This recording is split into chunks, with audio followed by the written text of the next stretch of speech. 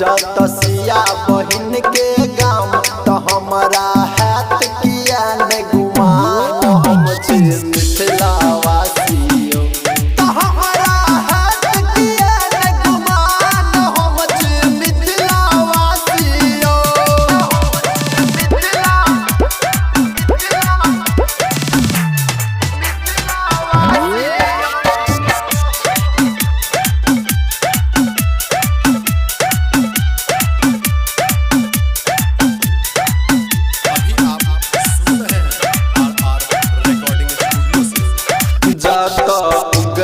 बन शंकर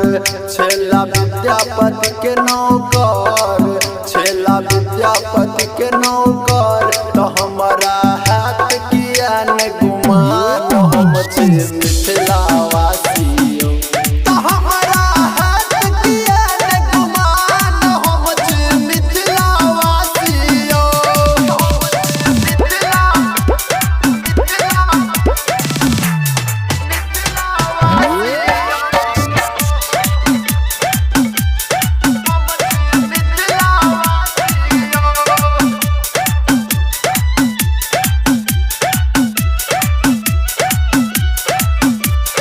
राइटर राजा करा बखान हमर मिथिला छै।